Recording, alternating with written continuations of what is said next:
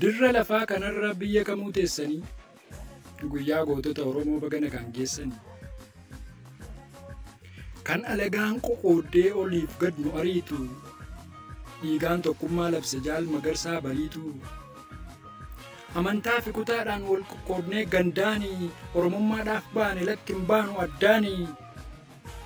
gargar hin faffacaanu akka ilmaan bofaatti kiristaanaaf muslimaan nun baasinaa qofaatti dameen isaa ballatee ga'us gamaa gamana iddaaf jirmi tokkicha addansa hin namana warri kaabaa fi kibbaa inni bahaa fi lixaa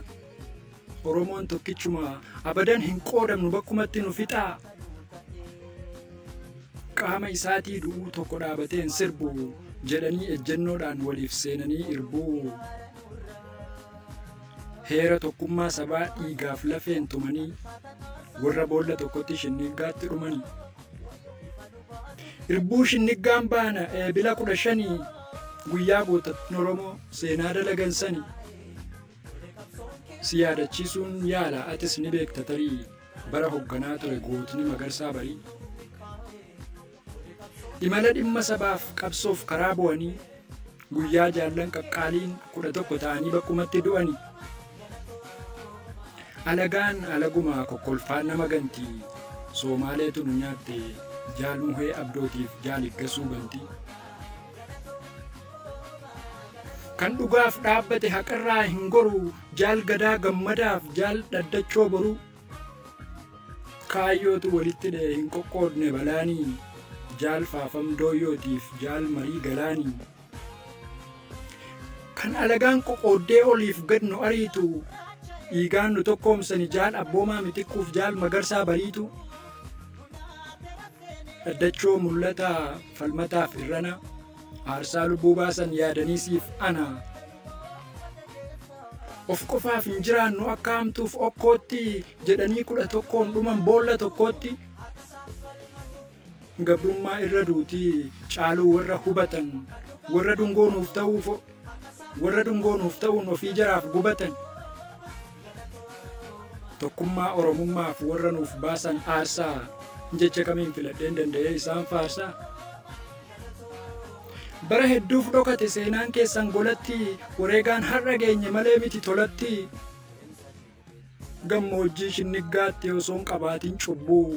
haqaaf haqaaqamanii warra nuuf laatan lubbuu